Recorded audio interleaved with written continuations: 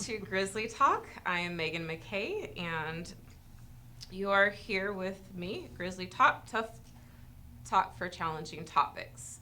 I am excited today as I have a couple of really excellent and highly devoted and intelligent guests. I'd like you to please introduce yourselves and tell us a little bit about what you do for us and our community. Oh, I think she set the bar really high Yeah. already. We can match that. Highly intelligent, not often a descriptor, but okay, we'll go with that. My name's Dylan, and I work at the Missoula Public Library, but that's the location that I work, but I work for an organization called Families First. And in Families First, we do a few different things. We have parenting education, and well, there's two pillars. There's the one pillar that is child enrichment, and that's for kind of littles, young children, and it's a lot of education through play and learning. And then we have the other pillar, which is the parent education side of things, and that looks like parenting consultations, where a parent will call, say they're having trouble with their child sleep patterns, right? And so we'll talk about ways that they can navigate that and work to try to come up with a solution with the parents on problems that they're having. We do presentations to parenting groups, usually PTAs, or a PTA will bring us in to do a presentation for a lot of parents at one of the schools or some other location, and that'll be on bullying or cyber security or things like that that we'll come in and we'll talk about. Emotional regulation, things like that. And then I do also individual one-on-one counseling and couples counseling, and that's also through Families First and through a private practice in town. So those are kind of like the different areas I work in. A big other pillar that I work in is called the Montana Happiness Project, which is at its core is a suicide prevention organization that we go around and we teach people about a well-lived, purposeful, meaningful life, a strengths-based approach to suicide prevention.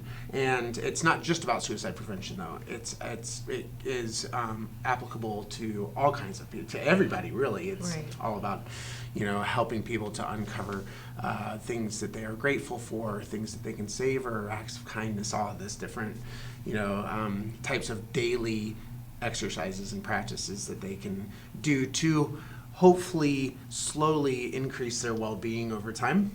And so that's the other organization, the Montana Happiness Project. And then I work a little bit with the Missoula Children's Theater, providing consultations, wellness consultations to all their actors that tour across the country. And Greg, I'm sure, will share with you much more about what MCT is. Yeah, well, I work for MCT, Missoula Children's Theater, and we have several different pillars as well. We run the Missoula Community Theater, we run our local children's programming, and then the big thing that MCT exists for is we run our national or international tours, where we send acting teams into communities to work with kids in those communities and put on a show within a week. Now, at first glance, theater, how does that relate to, more typical topics that you might address. But the overall, the arching, our mission statement for MCT is developing life skills through participation in the performing arts. And we find that that a lot of the things that you need to be an actor, you need to interact with people in an imaginary situation, really help you to develop skills that you can apply in real life. And the skill set of an actor is crucial to really having empathy for others and relating well. And so our goals in that whole developing life skills, we work with kids from kindergarten up through high school, and we work with adults. And we have lots of different programs right now. We have all kinds of day camps going on and evening classes. And nice. But the core of it, and my position with the company is, I've been there quite a while. I do all kinds of music programs. I run a summer high school program. I'm involved with the community theater. But my overarching goal, the reason that I've stayed with the company so long, is because I view my position as helping others to reach their highest potential, to allow them, give them permission to do things they might not otherwise do, to stretch their boundaries, to really grow as human beings, which then obviously goes beyond just the time they spend on stage or the time they spend in our building. So that's why I'm here. That's so beautiful. And I think that it's the both of you. I mean, it's so necessary with saving lives and enhancing them. I mean, in a certain sense, we are all actors, and play the stage on a daily basis when we show our faces to the public. I mean, it's just part of human nature and what we do, and it helps to enhance that and better that, especially with like the communication skills, I would imagine. Absolutely. I mean, I've always been fascinated by the use of acting in therapy sessions and things like that. Causing someone to step into the shoes of someone else and see, how it is that they're behaving, why it is they're behaving the way they are. Really, that's the core skill of any actor, is to be able to analyze, to take, the playwright has written that you say these lines, that this character behaves this way. But the job of the actor is then to figure out, well, why is it that they behave that way? So they're constantly analyzing the motivations of people, what their hot buttons are, how they react in certain situations. And the really interesting thing that I find about acting is that if you're doing that and you are trying to portray that character in a real way on stage, you can't make any judgment calls. You can't decide, I'm playing an evil character, right? Because that doesn't come across as sincere if you are judging the way your character is behaving on stage. Right. So you have to be looking at, like, okay, this person does stuff that I would never do in real life, but what's causing them to behave this way? And it really helps you to start analyzing, again, in everyday life, like, that person just cut me off. Why did they do that? That was really, not a cool thing to do. But, what might have caused them to do that? Are they rushing to the hospital because, they have an emergency? Are they doing this, that, or the other? The biggest thing, you can't decide that somebody's evil just on the face of it. I mean, how many of us walk around being evil just because we want to be evil? Most of the time, negative behavior, things we perceive as negative behavior from others, is something that they think they're right about, that they think they're doing for a good reason. And we need to get inside their head, and do that. I mean, I was curious, I was thinking about this before we arrived today, and I was thinking, in your trainings, how many true sociopaths are there? How many people that just enjoy being evil and just doing, nasty things to people for the sake of doing nasty things to people? It seems to me that percentage is on the small side, and that most people who do something that others perceive to be evil are doing what they think is right, and they have in their mind, they've justified a good reason for doing that. Am I right in that? It's 2%, 10% of individuals who are in corporate or higher up positions. Actually, it's one of the populations that I serve. Mm-hmm. So it is fascinating, and that is actually typically caused by some level of incredible trauma, where they've learned how to be that way for certain reasons. So you're not usually just born into the world a psychopath. You're like, look at this little kid, it's going to be such a crazy person, just put him in jail now. It's developed over time. Mm-hmm. For a reason. Environmental and biological factors make that up, but it's exactly true, and we all do unintentional behaviors that other people can construe in however fashion they choose to, but it's those projections that get in our way as a society. And I just did a whole radio show series on that and how damaging that is, and projection and the shaming that comes from it when we take all of our personal values and expect other people to live accordingly to that. Right. Right, and that's something that we need to cut through in acting as well, with performers taking their personal judgments into how I'm going to portray this character. Well, once you do that, once you start deciding that this character is evil, or this character is stupid, or this character is that or the, and you put those expectations on it, you can't portray that character honestly, because you're making a judgment call about the character you're portraying. And so, in training to not do that on stage, you bring that same skill to life, where you start not, or where you're more open to trying to understand the history of that person, where they come from, why it is that they are doing the thing that they're doing. Why did you do that to me? And there's so many parts and layers of that too. Why did you do it to me? There's an assumption, right? Yeah. We have all of these, which we often do, cognitive distortions that we take into and just don't realize, and this is all unconscious learned behavior. But then there's the black and white thinking, the good versus the evil. When you label people as good and you put them in those boxes, then they don't have the chance to be human. They're not human anymore once you're stereotyping, and then you don't treat them as they're human. It's just very well, and on both ends, even the good.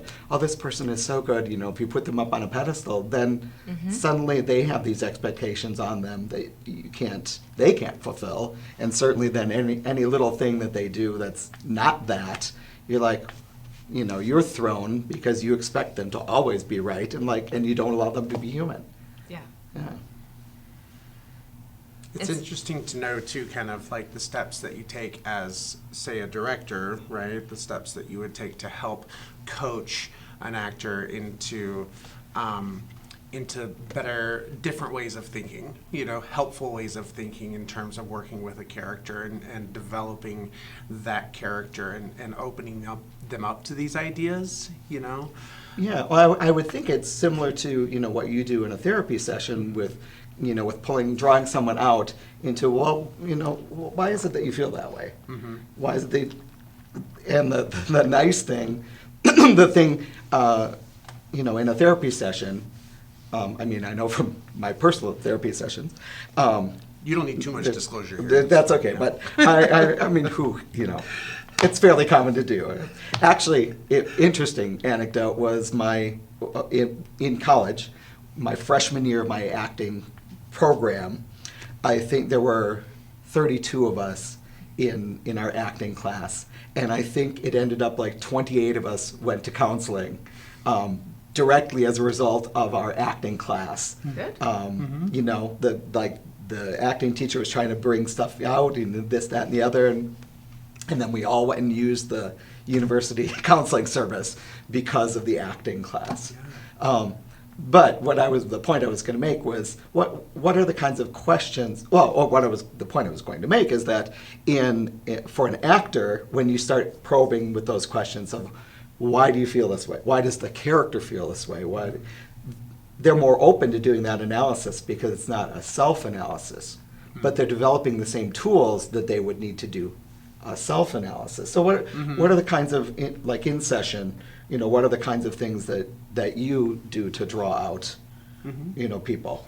Yeah, well, for me, it's a lot of the initial intake and assessment of some history gathering and some finding out what is it that shaped this person to be the way that they are. There's some of that. That's one approach, right? And then we do, Well, of course, understanding. By the way, a quick note: all of the best. The therapists have their own therapists. I'm I'm a huge advocate for that, so there's no shame in that game. And it's good to get people to look at things within themselves as well as others, no matter how you train that skill to get themselves outside of their own heads. It's overall going to better humanity. Regarding the tools, in order to get people to open up in session and to really get talking and help shape them in that sense where they can build that empathy and look at others too, opening a non-judgmental and shame-free space for them to just be okay to be human and talk about stuff and connect, because that's the number one. Those are the factors that will just cut off communication with people. So. Yeah, if you limit that accessibility, right, and that ability for somebody to feel safe and connected. Yeah, totally. Projection will do that in a second. Yeah, and in the theater world, right, we'll talk about what is the backstory of the character, right? Yeah, well, yeah, and it's interesting that, you know, starting as a performer, you have to take the script as written, right? These are the lines that my character says because the playwright says so. These are the scenes that my character's in because the playwright says so. There are some stage directions that indicate, you know, they cry, they whatever, because the playwright says so. So you have all those things, but you have to kind of extrapolate backwards to what led up to this. And one big acting exercise is creating a history of that person that led them to this point. But when the performer steps on stage, they don't walk out and say, by the way, you in the audience, this is my backstory. You know, they don't use that. They don't communicate that clearly to the audience. However, as with real people, our backstories come with us all the time. They inform everything we do, and they enrich that character on stage so that for actors, it makes that character more real and more understandable if they have delineated, oh, they were, you know, kicked in the head by a horse when they were 5, and now they are scared of horses, you know. All we see in the play is there's a horse and the person moves away, you know. But having a reason, having that backstory does that. Now, for us in real life, we don't know everybody's backstory. We don't know all the stuff that led there, but all that stuff informs their, you know, my interactions with you, your interactions with me. It's all part of our backstory is with us at all times. And so allowing that, oh, everybody has their backstory. I don't know your backstory, so I don't know what accommodations or what, you know, what understanding I need to bring to this communication because I don't know your backstory. So I need to work my way into it nicely and not make assumptions about things you do that in my backstory, when somebody said this to me, they were meaning this, and this was the outcome. You say something, the same line, but in your backstory, that was a compliment, or, you know, something that, you know, that, so again, you were saying earlier about bringing your own assumptions, your own expectations of what the interaction is going to be or how people are going to behave. We need to be able to step away from that, and the acting process of creating that as a fiction, again, transfers to helping you to understand it in reality and how it works, how it affects people's interactions. Just simply giving them the benefit of the doubt. Exactly. Yeah, exactly. It is so important, and just considering that they're human with flaws too. We all are. Yeah. Another big thing that I find in acting training, and that is behaviors that people want to have, or you know, as I'm working with high school kids right now, and skills that they want to grow in, things they want to get better doing.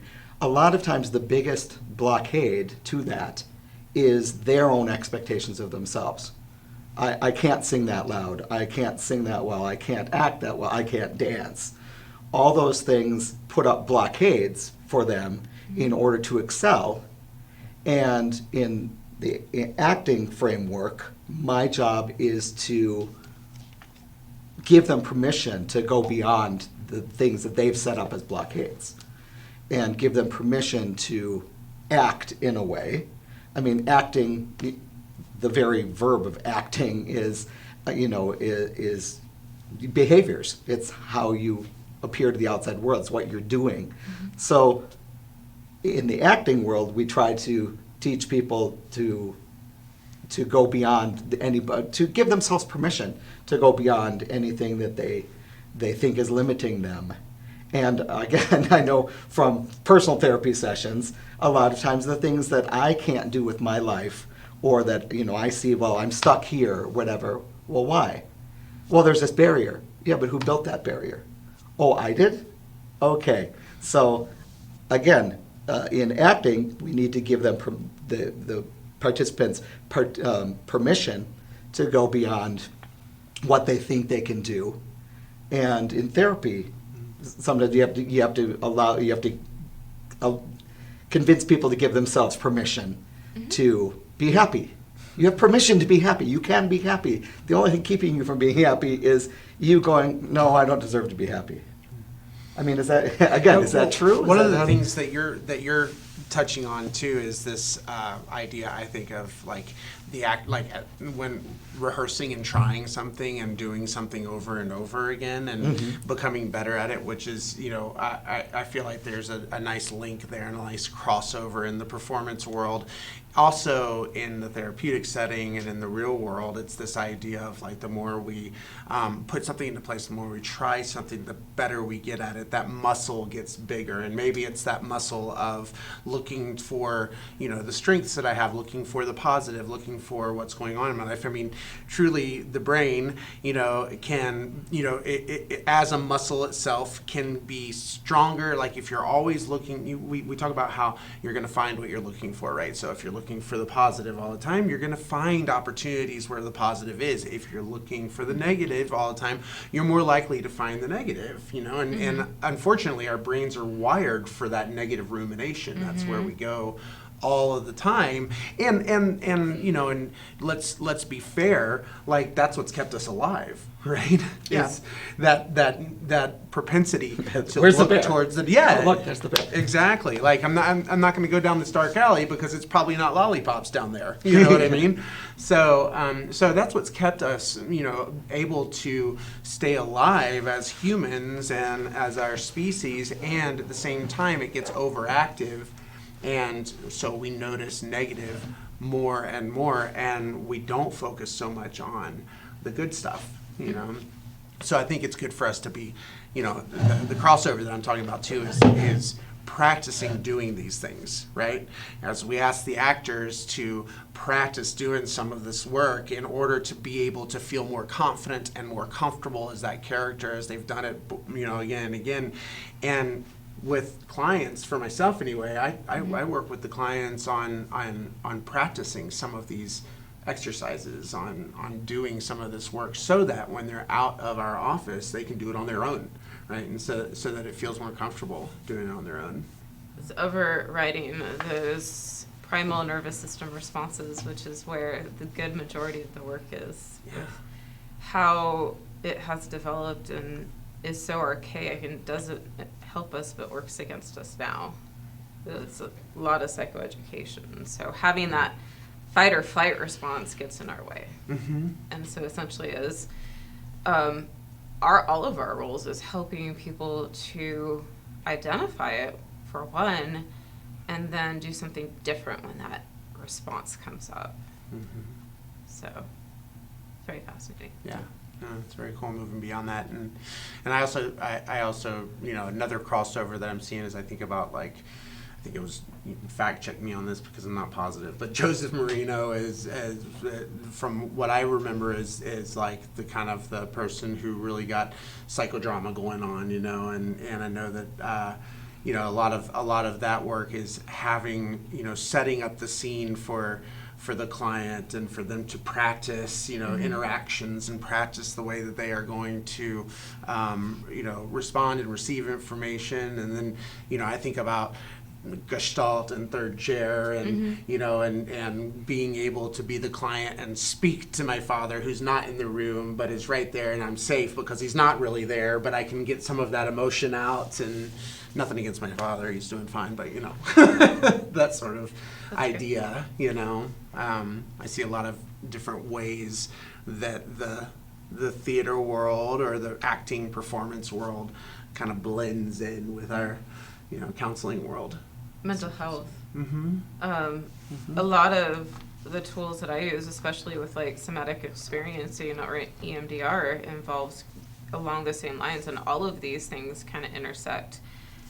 And in terms of helping clients get that resolution, it's about re-experiencing it, but processing things in a way to where it goes into resolution, and that helps them with that.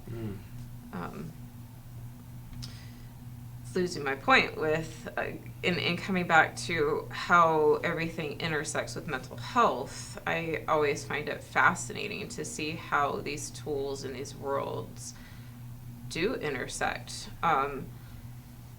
and ultimately help people under different modality names, but using pretty much the same techniques. So Tion Dayton was the one that I was familiar with, who, whatever I know of psychodrama, had further developed it. But I think it's really, it's not like a fake it till you make it thing, but it's a reprogramming of your brain, essentially, is how I look at it, and developing new habits. And that takes a long time to do. You have to do it repetitively. It's like 28 to 66 days to develop one habit at a time, to change those patterns and rewire the brain.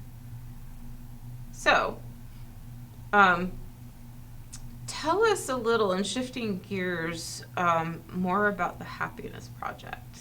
Yeah.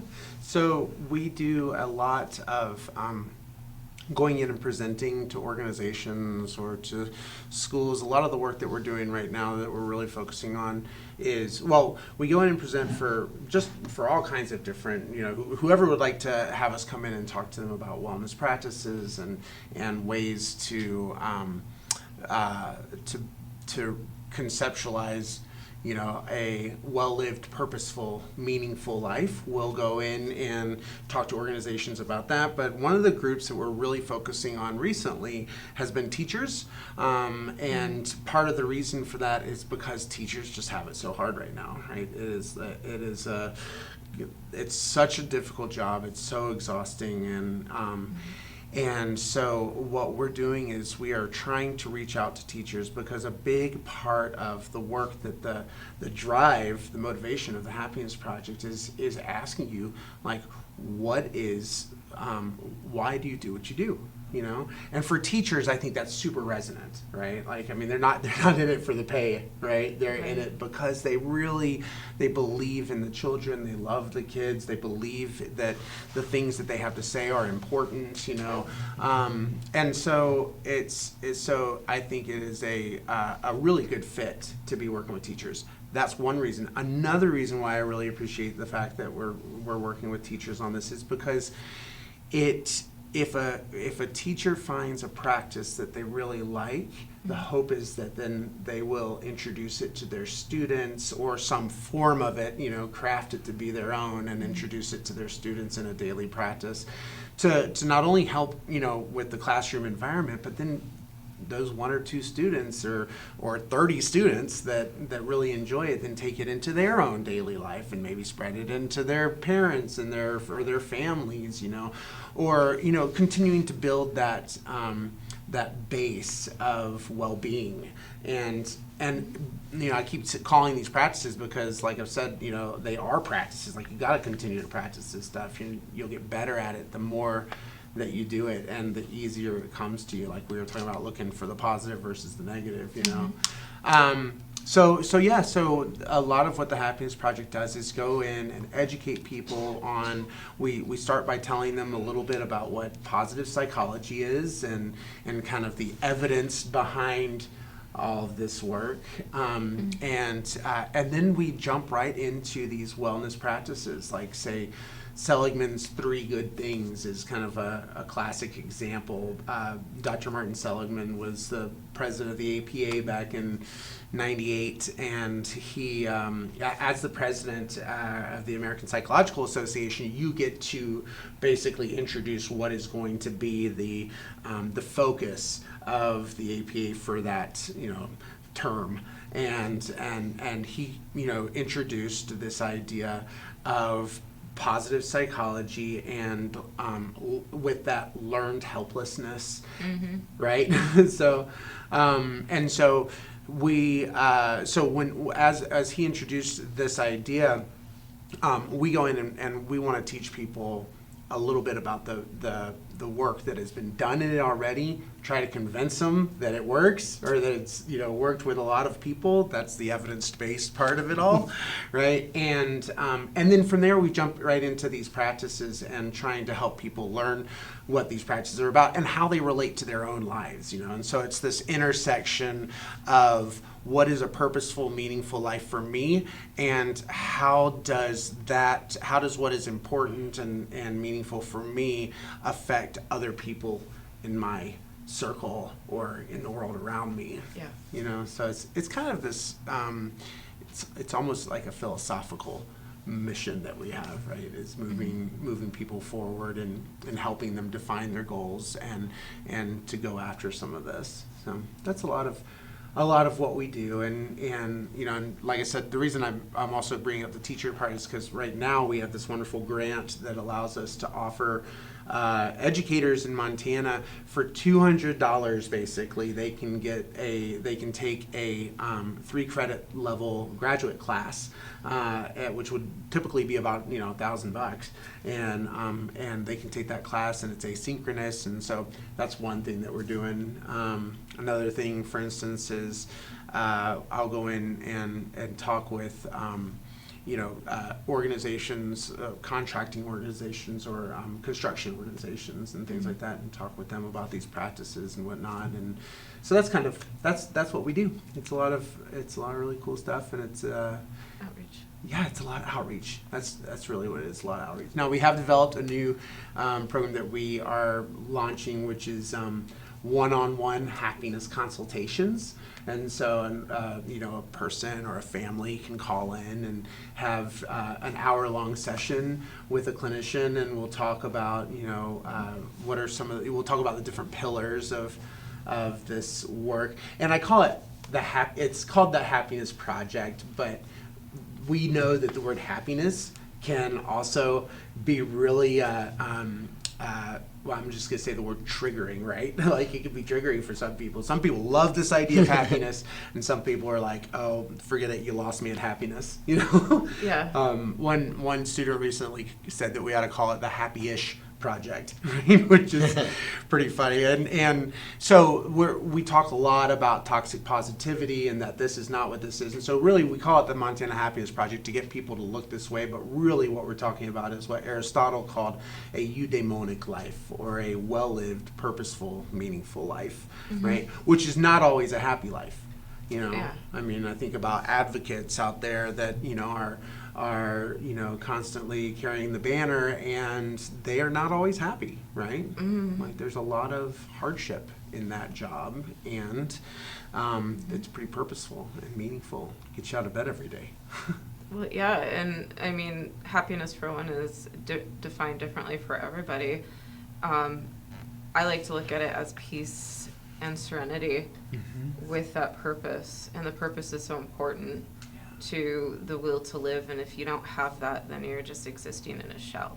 Oh, and what a hard place to be, right? Right. But yeah, that purpose, that drive to get up every morning, I mean, in my own personal life, I experienced at one point, or multiple points, let's be real, but certainly one I can remember where I was in a low spot, and a counselor I was working with, asked me, like, well, what gets you going in the morning? Like, why do you, and I was like, I don't know, so I can make my kids lunches before they go to school. He's like, great. He was like, yeah, that's some purpose. Like, obviously your family matters to you, right? Yeah. So if that's what drives you out of bed in the morning, that's where we'll start, And that's layered to all of it, and that's what I love about the complexity of psychology too. It's that you have the basics, but then you also have, like, that's one of my favorite areas to look at with people. And then I'll ask the question, what makes that fire in your belly bird? What causes that spark for you to come back to life? When did you lose that? What happened? Oh, that's great. Yeah. What So. happened? Mm-hmm. Yeah, interesting. The learned helplessness topic saved my life at one point, and as I have too have had several points in my life where I've had to reevaluate and examine things, and work with a counselor on that. That was one of the parts that I wish, like, there's so many things I wish people would have talked about when I was a kid. You know, like what boundaries were, what learned helplessness is, knowing that I have the power to do things differently, that I can do things. I have permission to do things that I thought I was bad at, and to fail, and to get better. And so it's, I mean, these are like life skills as I see it. It's in order for someone to not only survive, but to thrive, they have to have the ability to be able to do this, and it just doesn't get talked about. Well, and that ability to fail is so, it seems like so many kids feel so restricted in the, with the pressures of social media and things like that, that I always have to look my best. I always have to excel. I always have to, and like you can only really excel by failing, figuring out what you did wrong, and then doing it better. And then failing again and figuring out what you did wrong and do it better. And that pressure to always have the best face forward and for that always to work. And that's just not how human learning works. I mean, you have to crawl before you walk. You have to fall down, before you figure out your balance. All of that. You have to give yourself permission to fail, and it's true in acting, true in real life. If you want to push that skill set of whether it's singing, dancing, communicating with humans around you, finding what makes you happy, all that, you can't find out what doesn't make you happy until it doesn't make you happy. Then you go, well, that was no good. And then, Yeah. Well, and I was just thinking, getting that feedback to do better without shutting down out of shame or anger or pain is something that most people don't have. Like when they get the critical feedback, like in the job place, what's the first thought and error that comes up? I'm a failure. I'm getting it fired for this. I'm stupid. Yeah. I'm broken. These ways that they think about themselves in reality that isn't reality. Because we all have abilities. We all have the capacity for change. And in acting, you can't get better unless you get that. And that's why you work in groups. And that's why you have coaches. And that's a skill. Yeah. Well, and acting, I mean, the one thing that really takes that whole acting thing out of the feedback loop that or gives it a different feedback loop than you have in life is that ultimately, if you acted well and you're on the stage, when you finish, everybody applauds you. You get this immediate feedback of, oh, look, I guess I did a good job. We don't get that in life very often where everybody that we've just interacted with goes, oh, by the way, you did a great job. I just want to applaud your, your life choices. That immediate affirmation. So exactly, that's just what we need. A curtain. Yeah. Like that scene ended. Okay, how did I do? Yeah. Oh, I said you can applaud that. Yeah, that'd be interesting. I'd wonder what people would say about my life choices.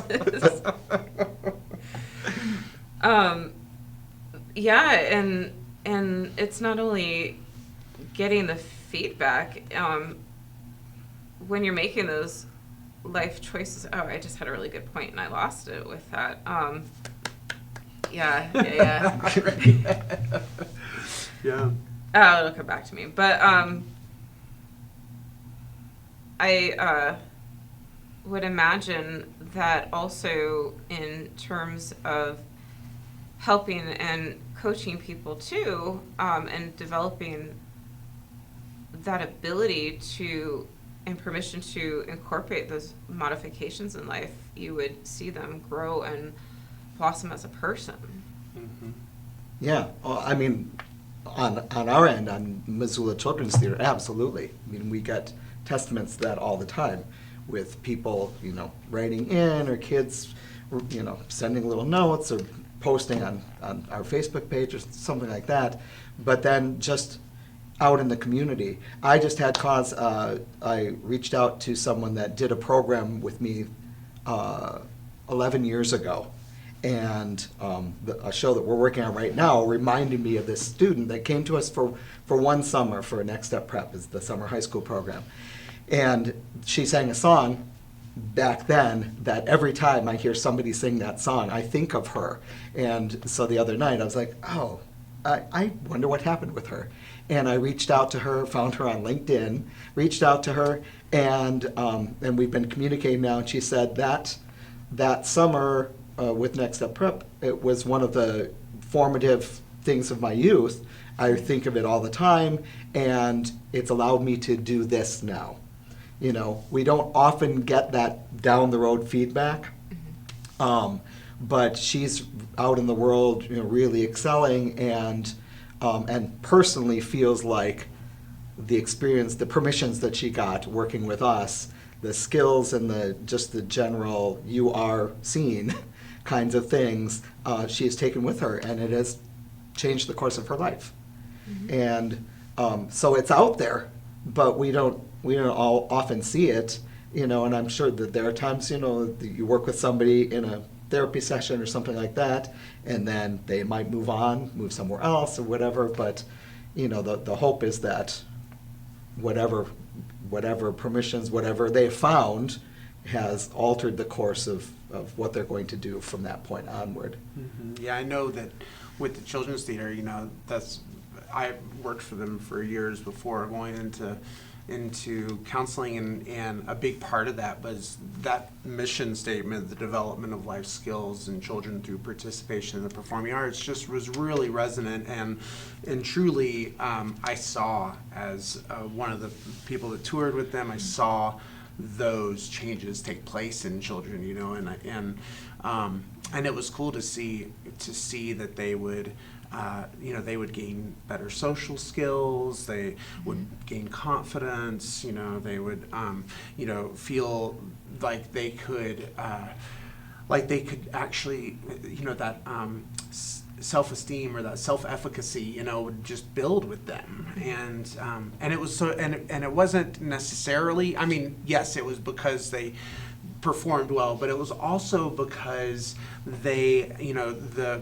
people, the directors believed in them, set the goal high, set the bar high, and they reached it, you know, every time. They always reached it, you know, and it was just this beautiful process. And I think that in the counseling sessions, right, in the therapy rooms, I mean, that's what the therapist is doing too, is trying to help build some of that, you know, at times with the client, that self-efficacy, and that was like this corrective emotional experiences, you know. So I see the link in there. I was thinking before, and I don't need to give away any tricks of the trade, but one of the things that makes the tour effective is we don't give the kids time to think about the things that would normally stress them out, that would normally pull them back from performing. We really don't, you know, they're like, but what if I'm not loud enough? Oh, no time, get on stage, and you need to be big, so that, you know, is that often we redirect their focus away from anything, any of the tensions, any of the boundaries they might put up. We don't give them time to focus on those, and we redirect their energy into something else. Do you find, are there things in session, again, without giving away too much, you know, it's so important. I had to learn how to do that because I overthink. I will stay and ruminate and create my own anxiety and become my own self-defeating, sabotaging person that just assumes everything is going to go to fail, and that's what I've had to do, is just do it. And not expect the worst and look for the positive. And that was the thing that I was going to mention too, is have you noticed how people take feedback too? Whether they can accept positive feedback or do they just accept all negative feedback? Right. You mean the actors, or do you mean our clients? Yeah. Right. Interestingly, we've had some students that couldn't take positive feedback. Yes. either. You know, you're like, you're really good at that. Oh, no, I'm not. Like, no, you're really good. That was really good. No, it wasn't. And, yeah, and finding ways, again, everyone reacts differently to everything depending on, you know, their backstory. So trying to come around, why is it that this person is so self-deprecating that they just did an amazing performance and they won't take your positive feedback on that performance? And yeah, so there, I mean, we run into that as well. It's less often because most often kids are containing themselves. They're putting up barriers to keep them from really doing that. But yeah, that does happen. And yeah, I'm curious as to how you've seen that in therapy. It's typically from a lack of, like, somewhere along the way they weren't taught the ability, or mostly negative things were just focused on, and they were corrected all the time, but not given the positive feedback. And so somewhere in their environment growing up, they just learned that it's their faults to focus on and try to do better. Right. But then, and it could be, I mean, these are all unconscious processes. It could have also been modeled by somebody else being self-deprecating. And it typically comes from the low self-esteem, low confidence perspective. But I see it all the time. And so I'll just have them not respond. Right. And then I'll give them positive feedback and have them sit with it so they can experience the feelings part, because when they talk, it takes them out of that. They don't stay in the feelings, and it's two separate parts of our brains. Yeah. So, do you think it's primarily like that they can't, you know, you're not sincerely giving me positive feedback because I don't deserve positive feedback. So, you know, like, I just don't believe what you're saying because it couldn't be. I don't deserve that. Trust. Is that? Yeah. What was interesting is one of the students that immediately comes to mind had that, wouldn't take positive or negative feedback, but also was pretty self-confident in how strong their performance was. You know, so they were kind of cocky about, like, well, I'm really good, but then they wouldn't take negative or positive feedback. It was very odd because it didn't seem that they didn't believe that they were talented, but you couldn't tell them they were talented. Does that make sense? It sounds like narcissism. Yeah, it was very weird. It was very, very weird. But anyway.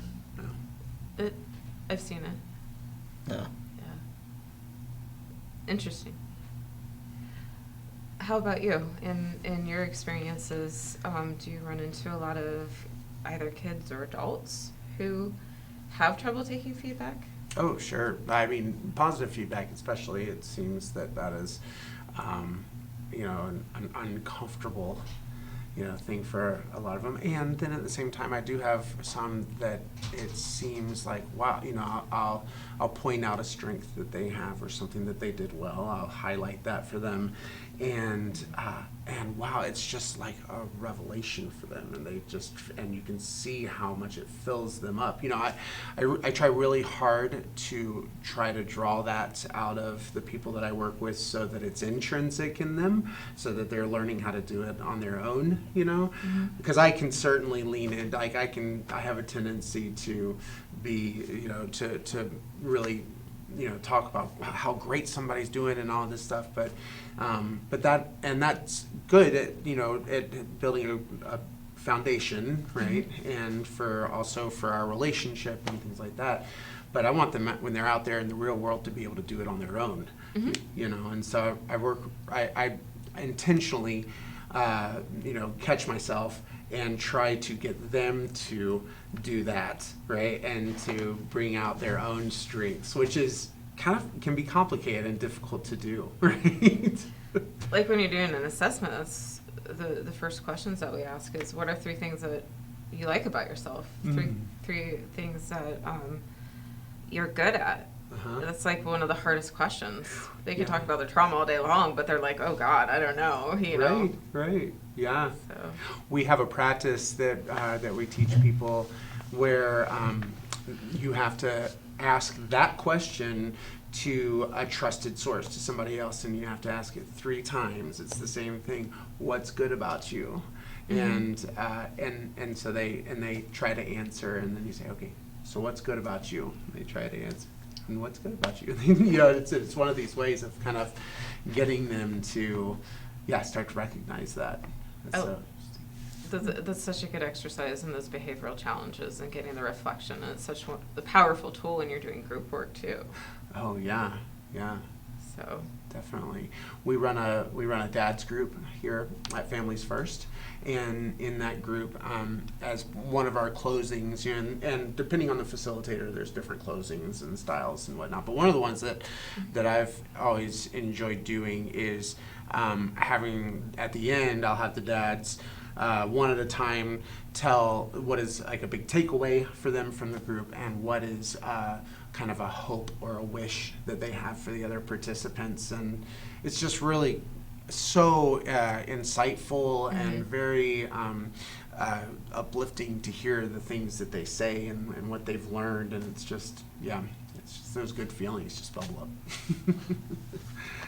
it is, and it's contagious. I mean, again, it goes back to the nervous system part, but we pick up on that, as foo-foo as it sounds, energy, because we create electricity with our nervous systems. It is energy. It is what the cortisol and adrenaline is producing, energy to get us to move. And when we don't have that, it goes somewhere. I mean, you can be totally fine in a room and detect the most anxious person walking, and you feel it.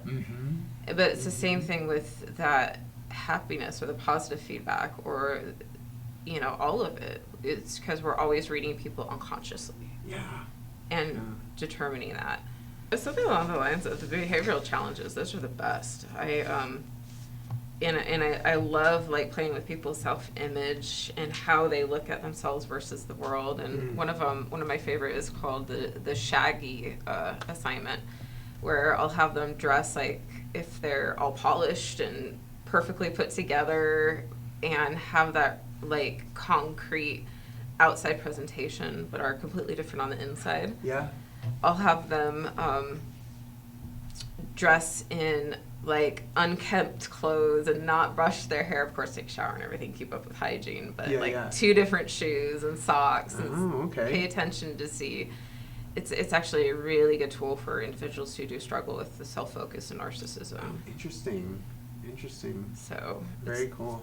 Fun. Yeah, it reminds me. I read about in some of the Gottman's work, like where they had a couple that was really struggling with each other, and one of the assignments was to go home and get in a mud fight, right? And just to get dirty and to like have some fun and to bring some laughter back into the family. Which I know it kind of that letting go is what I'm hearing you saying, is like recognizing some of this other parts, right? The control factor. When you destabilize somebody's false sense of control, you will see their human side come out faster than anything. Right. Well, I think that's one of 2 of the allures of the bug that we get doing the theater, right? Is that feeling of, especially if you're into improvisation, right? Which is just this, rapid fire type of performance exhibition, where you're up there, just saying the first things that are coming to you. And we have this game called Yes and, where it's just that everything that we say has to be agreed and moving on from that. You know what I mean? So it's like, and the reason is because when you say no, it shuts down the scene, right? Yes. Right. So it's always that. That was one of the things I was going to mention, is that it's kind of that black and white perspective that gets in people's way. It's the and instead of or that I point out too. And when it comes to like characteristics, we all have positive and negative, or just characteristics. Right. That can serve us in some ways, but also really hurt us in others. Like workaholism will destroy your family. Great for getting that, job advancement and whatnot. But it's our labeling and our stereotyping of that for self and others that does the harm. Yeah, definitely. The black and white thinking comes to mind, or I really I have a tendency, and I try to catch myself on this, is, I labeling something good or bad. Yeah. I try really hard to change that to helpful or unhelpful, Those are so fun to work with. Mm-hmm. That and the power dynamic aspect that we as humans play with other humans on a daily basis, and the one up and the one down perspective. And you had mentioned earlier putting somebody on a pedestal and creating, that's such a part of the intimacy work that I do with individuals and relationships, whether it's friendships or romantic or whatever. We get into trouble when we do that, when we put ourselves in a place of being better than someone or less than someone in value and worth, and how we respond to that and how we treat them. And it's an internalized, unconscious game that people have learned how to play in society. And it goes back to, again, how we formed and how to be in civilizations and in structures and packs, but it also works against us to this day. And so I find that really fascinating. It's one of the areas that I correct with people.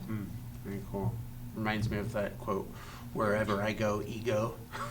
It's just that internal motivation, that the ego-driven state of, I'm either greater than or less than, right?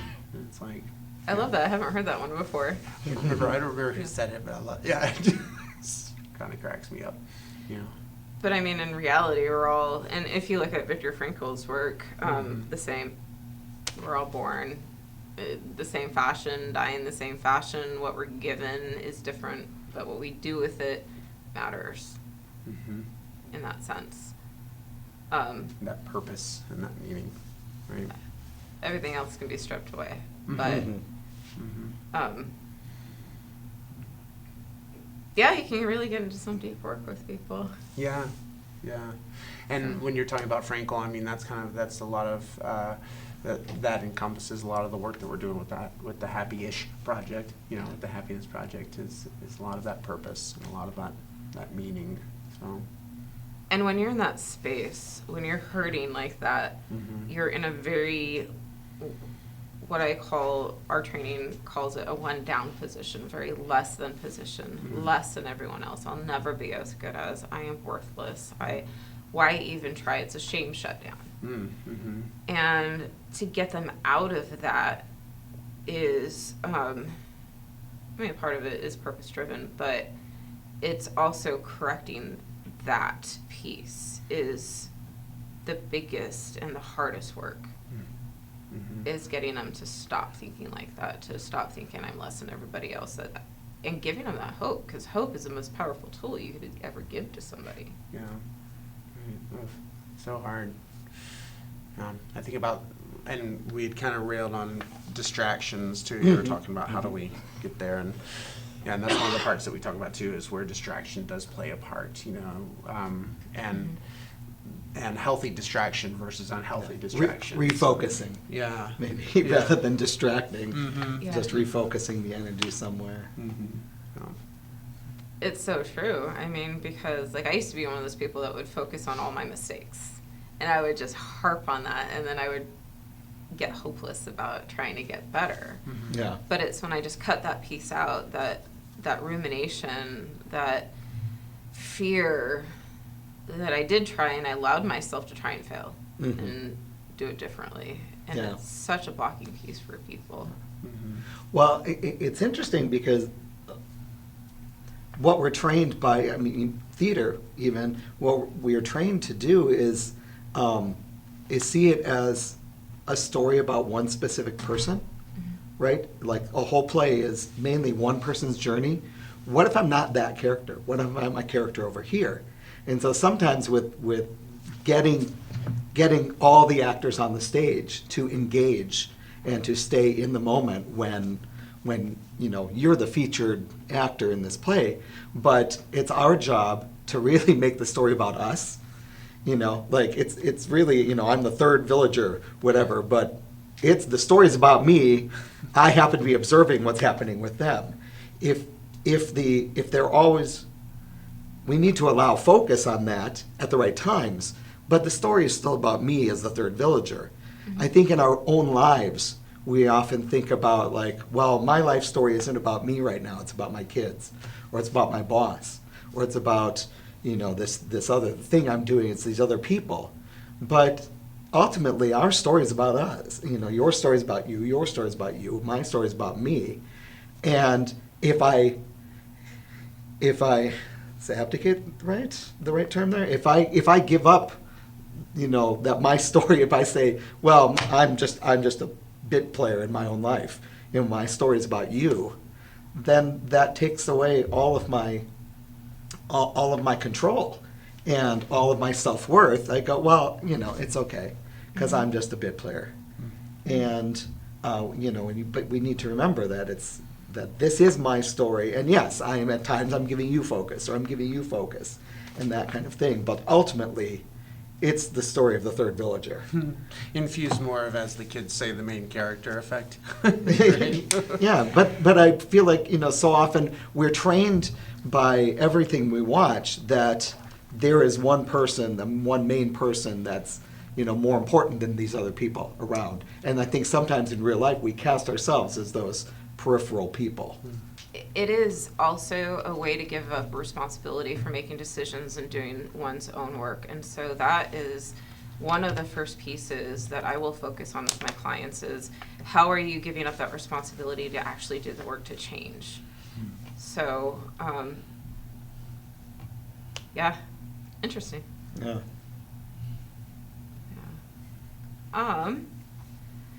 Well, we have already covered an hour, and I wanted to give both of you a chance to say anything that you would like the public to know that we haven't covered already. I feel like I feel like we've touched on a lot of really interesting intersections of the fields, and again, for me, I feel like the thing that makes me get out of bed in the morning is helping others to go beyond their boundaries and feeling like I can contribute to this sense of this domino effect that is going to allow people to excel and to understand others, to interact better with others, and that kind of thing, by me giving them permission to give themselves permission. And anytime that I see a kid running up against something, almost every time they're running up against their own self-doubt and their own lack of self-worth or their insecurity about what they can do. And then every time I see them overcome that one thing, that makes me go, that's why I got up this morning. Nice. Yeah, I think for me, thanks for having us come talk to you about this stuff. And it's just, you know, I really enjoy the idea of the curiosity that we have created. I mean, I don't know, we've probably created more questions than answers now, you know, and I think that that's a great way to live, you know, is to continue to be curious and compassionate and hopeful, right? Respond versus reacting and being more intentional in this world. Yeah, totally. So, thank you so much for joining me, and I think there are going to be a lot of questions. All right, thank you for joining us, and happy Wednesday, Missoula.